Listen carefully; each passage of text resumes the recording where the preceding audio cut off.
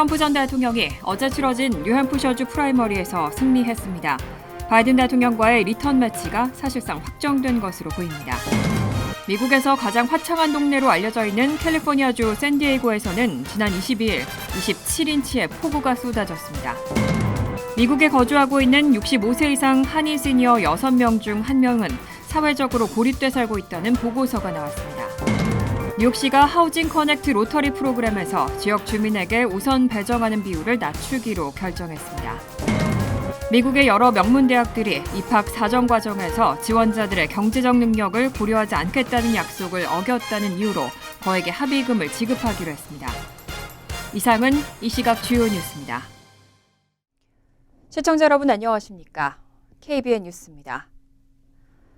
트럼프 전 대통령이 어제 치러진 뉴햄프셔주 프라이머리에서 승리했습니다. 아이오와주 코커스에 이어 공화당 대선 후보 경선에서 2연승을 기록하며 바이든 대통령과의 리턴 매치가 사실상 확정된 것으로 보입니다. 오동윤 기자가 보도합니다. 트럼프 전 대통령은 어제 치러진 뉴햄프셔 경선에서 54.7%의 득표율을 기록하고 43.2%에 그친 니키 헤일리 전 유엔 주재 미국 대사를 11.5%포인트 차이로 이겼습니다. 8일 전 치러진 아이오와주 경선 당시 51%의 득표로 2위 론 디센티스 플로리다 주지사를 약 30%포인트 차이로 누르고 압승한 트럼프 전 대통령은 이번 승리로 다시 대세론을 입증했습니다. 이로 인해 오는 11월 대선에서 바이든 대통령과의 리턴 매치 가능성이 높아졌습니다. 다만 헤일리 전 대사는 경선 완주 의지를 표명했습니다. 다음 달 24일 주지사를 지낸 홈그라운드인 사우스캐롤라이나주 경선에서 총력을 다할 전망입니다. 하지만 사우스캐롤라이나는 뉴햄프셔보다 헤일리 전 대사에게 불리한 경선 구도로 여겨지고 있습니다. 민주당 소속인 바이든 대통령도 이날 뉴햄프셔에서 진행된 민주당 비공식 프라이머리에서 60%대 중반의 압도적인 당내 지지를 받았습니다. 이날 버지니아주 임신 중지권 보호 행사에 참석한 바이든 대통령은 성명을 내고 트럼프 전 대통령의 승리와 관련해 민주주의와 개인의 자유가 위기에 처했다고 경고했습니다. KBN 뉴스 오동윤입니다. 미국에서 가장 화창한 동네로 알려져 있는 캘리포니아주 샌디에이고에서 최근 폭우가 쏟아졌습니다. 시간당 약 5인치의 비가 내리면서 침수 피해도 잇따랐습니다. 로이터 통신에 따르면 지난 22일 샌디에이고에는 27인치의 폭우가 내렸습니다. 시간당 강수량은 약 5인치에 달했습니다. 샌디에이고는 평소 화창한 날씨로 유명하지만 12월부터 3월까지는 우기로 분류되는데 우기 동안에도 일일 평균 강수량은 0.3인치에 지나지 않습니다. 연평균 강수량은 10인치입니다. 이번 폭우로 인해 샌디에이고의 한 식당 매니저는 주차장이 침수돼 맨홀에서 물이 솟구쳐 오르면서 조기 폐점을 해야 했다고 전했습니다. 소셜미디어에는 구조대가 물살에 떠밀리는 한 남성에게 구조용 밧줄을 던지는 영상이 올라오기도 했습니다. 로이터 통신은 평소 좋은 날씨 아래 원반을 던지던 샌디에이고가 구조용 밧줄을 던지는 동네로 변했다고 묘사했습니다. 토드 글로리아 샌디에이고 시장은 이날 오후 5시 비상사태를 선포하고 주민들에게 집에 머물 것을 촉구했습니다. 또 침수된 도로로 통행하지 말라고 당부했습니다. 국립기상청 기상예측센터의 기상학자 데이빗 로스는 이번 폭풍이 태평양에서 습기를 끌어들인 결과라며 비구름이 북부 캘리포니아로 이동했다고 전했습니다. 미국에 거주하고 있는 65세 이상 한인 시니어 6명 중 1명꼴로 사회적으로 고립돼 살고 있다는 보고서가 나왔습니다. 언어 문제가 가장 큰 장벽으로 꼽혔습니다. 체인지 인사이트의 최근 보고서에 따르면 미국 내 65세 이상 한인 시니어들의 사회적 고립 문제가 심각한 것으로 나타났습니다. 보고서에 따르면 한인 노인 중 15%만이 주 5회 이상 사회적 교류 활동을 하고 있고 17%는 주 1회 미만으로 사회적 활동을 하는 고립된 상태에 놓여 있었습니다. 이 연구는 5개 주에 거주하는 한인을 포함한 국내 아시아계, 하와이 원주민, 태평양 섬 주민 커뮤니티를 대상으로 진행됐습니다.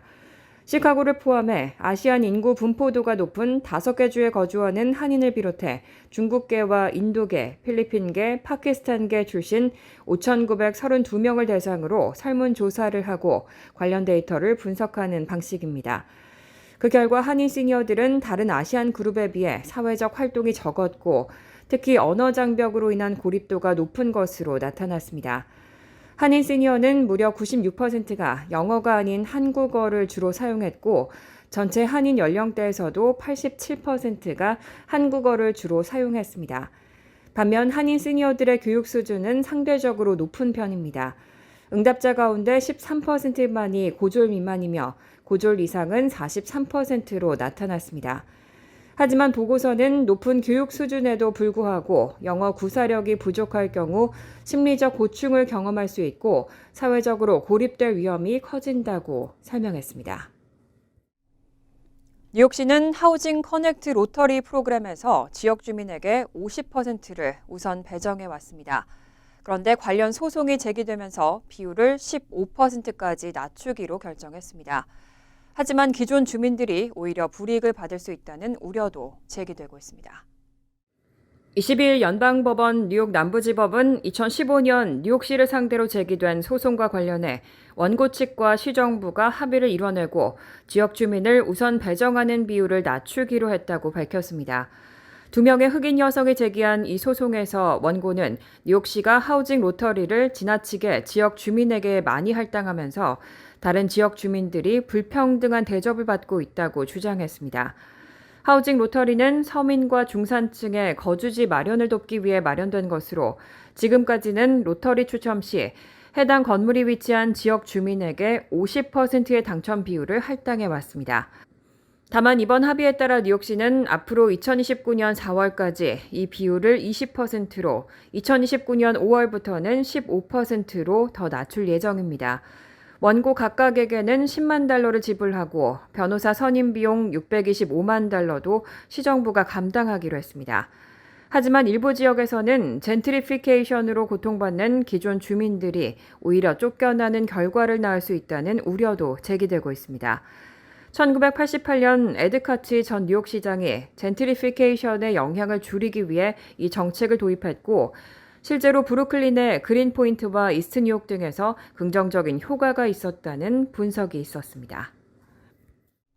뉴욕시에서 가짜 번호판 사용으로 인한 세수 손실이 심각한 문제로 대두되고 있습니다. 22일 시 감사원의 보고에 따르면 지난해 교통국 단속 카메라 프로그램을 감사한 결과 임시 번호판이나 유령 번호판으로 인한 세수 손실이 1억 800만 달러에 달했습니다. 감사원은 매년 연간 1억 달러 이상의 손실이 발생하고 있다고 밝혔습니다. 시내 750대에 달하는 교통국 단속 카메라는 24시간 운영되고 차량의 시속 10마일 위반 시 50달러의 과태료 통지서를 발부하고 있습니다. 브래드 랜더 시 감사원장은 임시 또는 유령 번호판을 사용하는 차량이 증가하고 있다며 이로 인해 교통 과태료 수입에 큰 타격을 입고 있다고 지적했습니다.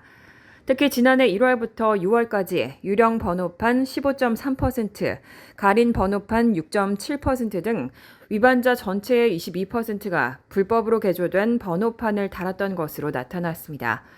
이로 인한 세수 손실은 5,400만 달러에 이르는 것으로 추산됐습니다. 이에 대한 대응으로 불법 번호판에 대한 벌금을 기존 65달러에서 250달러로 인상하는 등의 규제가 시행됐지만 감사원은 더 강력한 조치가 필요하다고 지적했습니다. 불법 번호판을 판매하는 상점에 대한 조사 및 폐쇄, 그리고 300달러에서 1,000달러 벌금 인상 등을 포함한 조례안의 통과를 제안했습니다. 최근 밀려들어온 망명 신청자 등으로 주정부들이 몸살을 앓고 있습니다. 뉴욕 주지사를 포함한 9개 주의 주지사들이 연방정부에 이민 문제 해결을 촉구하고 나섰습니다. 캐시 호컬 뉴욕 주지사의 주도로 이루어진 이번 이민 문제 해법 촉구에는 애리조나와 캘리포니아, 콜로라도, 일리노이, 메릴랜드, 매사추세츠, 뉴저지, 뉴멕시코 주지사가 함께 참여했습니다. 이들은 연방정부에 보내는 공동서한을 통해 세계적인 분쟁으로 인한 이주 규모의 증가와 남부 국경을 넘어 들어온 망명 신청자들에 대한 인도주의적 및 공공안전 확보를 위한 대규모 자금과 인프라가 필요하다고 강조했습니다. 동시에 미국의 이민 시스템을 개혁하기 위해 연방정부의 해법이 필요하다고 덧붙였습니다. 이어서 지난해 바이든 대통령이 우크라이나, 이스라엘 전쟁 등과 관련한 국가안보 문제 해결을 위해 연방의회에 제안한 1,060억 달러 규모의 특별 예산안과 관련해 빠른 통과를 요구했습니다. 이 예산안에는 주정부와 로컬 정부에 14억 달러를 지원하고 연방 이민 시스템 개선을 위한 44억 달러 규모의 자금이 포함되어 있습니다. 또 국경 보안 강화, 이민 절차 처리 시간 단축 및 자격 결정 가속화, 추방 절차 가속화를 위한 인력 확보 등에 사용될 예정입니다. 미국의 여러 명문 대학들이 입학 사정 과정에서 지원자들의 경제적 능력을 고려하지 않겠다는 약속을 어겼다는 이유로 거액의 합의금을 지급하게 됐습니다. 뉴욕타임즈는 오늘 예일과 컬럼비아, 브라운, 듀크, 에모리대 등 5개 대학이 집단소송 원고들에게 모두 1억 450만 달러를 지불하기로 합의했다고 보도했습니다. 각종 대학 순위에서 최상위에 위치한 이들 대학이 집단소송에 휘말린 것은 장학금 입학제도 때문입니다. 학비가 세계적으로 가장 비싼 국가로 꼽히는 미국의 대학들은 경제적으로 학비를 부담할 능력이 없는 학생들에게 장학금을 제공하는데 지원자들은 원서 제출 과정에서 이런 학비 부담 능력의 부족을 밝혀야 합니다. 하지만 일부 대학에서는 합격자 선별 과정에서 경제적 능력이 부족한 지원자를 탈락시키는 경우가 적지 않은 것으로 나타났습니다. 장학금 지원 대상 합격생 비중이 늘어나면 학교 재정에 부정적인 영향을 미친다는 이유인데 대학이 학생의 경제적 능력을 입학 과정에서 고려한다면 연방법 위반이 됩니다. 미국의 한 학생단체는 이런 행위로 인해 학생들이 저렴하게 교육받을 기회를 잃었다며 총 17개 대학을 상대로 소송을 제기했습니다. 다만 이번 합의에도 불구하고 합의금을 지급한 대학들은 불법 행위가 없었다고 주장하고 있습니다.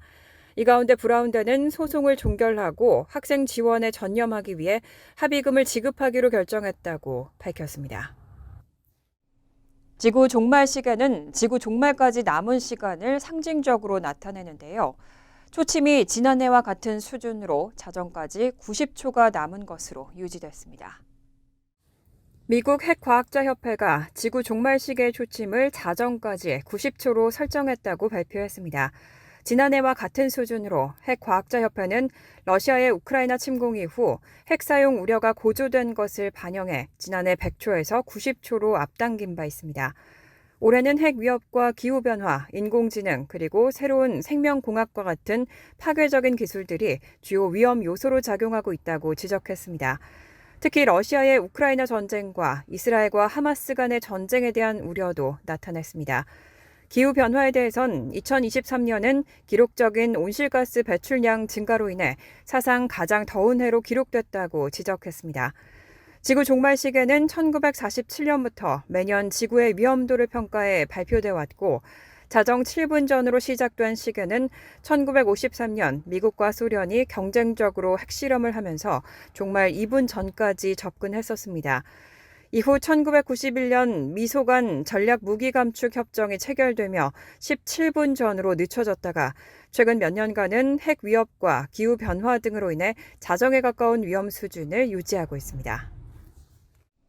간추린 소식입니다.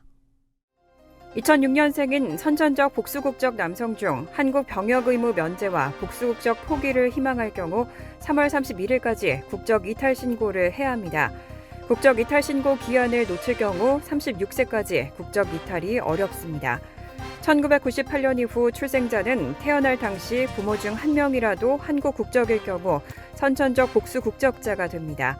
특히 남성의 경우 한국에 출생 신고를 하지 않았더라도 병역 의무 징집 대상입니다. 국적 이탈 신청을 위해서는 부모의 한국 혼인신고서와 본인의 한국 출생신고서 등 10가지 서류가 필요하고 본인이 직접 재외공간에 방문해야 합니다. 데일리뉴스는 캔자스시티에 사는 60대 부부가 아버지 사망 이후 21만 5천 달러 상당의 연금을 챙겼다고 20일 보도했습니다. 사망한 아버지는 딸 부부와 함께 살았었고 2016년 81세의 나이로 사망했지만 부부는 아버지의 사망 신고를 하지 않았습니다. 경찰 보고서에 따르면 부부는 2022년 10월 23일에야 아버지의 사망 신고를 하면서 범행 사실이 드러났습니다. 경찰은 부부의 자택에서 미라에 가까운 아버지의 시신을 목격했습니다. 경찰은 이들 부부가 아버지의 퇴직연금을 타기 위해 자택에 시신을 숨겼던 것으로 보고 수사를 진행 중입니다. 캐시 호컬 뉴욕 주지사는 22일 주정부가 진행 중인 초고속 인터넷 공급 프로젝트 커넥트홀이 연방자금 2억 2,820만 달러를 받았다고 밝혔습니다. 업스테이트 등 고속 인터넷이 닿지 않는 지역에 초고속 인터넷 시설을 설치하는 사업입니다. 인터넷 인프라는 로컬 정부 등 공공기관이나 비영리 단체가 소유합니다.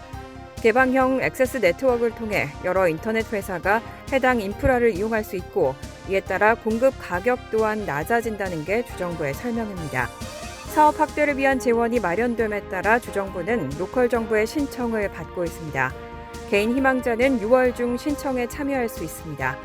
뉴욕 주정부는 2026년까지 10억 달러를 들여 이 프로젝트를 마무리할 계획입니다. 뉴저지주 재무국에 따르면 지난해 7월 1일 시작된 2023-2024 회계연도 첫 6개월 동안 주정부의 세수가 전 회계연도보다 약 2.8%, 약 5억 2,990만 달러 감소한 것으로 나타났습니다. 주정부 세수 감소는 소득세 수입이 전년보다 6% 줄어든 것이 최대 요인으로 꼽힙니다. 이처럼 세수 감소 현상이 뚜렷해지면서 주정부가 내세운 각종 복지 프로그램 시행에 차질이 예상됩니다. 대표적으로 2026년부터 시행이 계획된 65세 이상 노인 대상 재산세 절반 감면 프로그램 스테이 뉴저지가 세수 부족으로 인해 좌초될 수 있다는 우려가 나오고 있습니다. 스테이 뉴저지 시행법에 따르면 주정부 연간 예산 12%의 흑자가 필요한데 이를 달성하기 어려울 수 있다는 지적입니다. 스테이 뉴저지 시행을 위해서는 연간 12억 달러가 필요할 것으로 추산됩니다. 환율과 증권 소식입니다.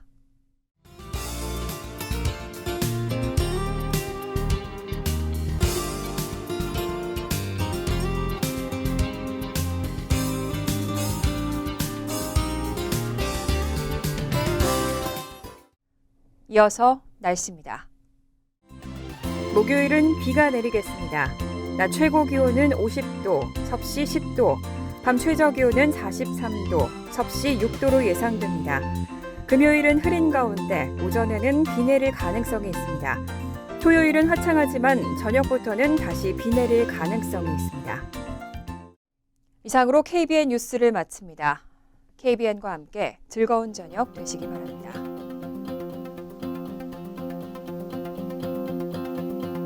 미 동부 최대 한인방송 KBN이 제작하는 KBN 뉴스는 웹사이트 mykbn.com 그리고 유튜브와 페이스북에서 다시 보실 수 있습니다. 좋아요, 구독, 알림 설정은 뉴스 제작에 큰 도움이 됩니다.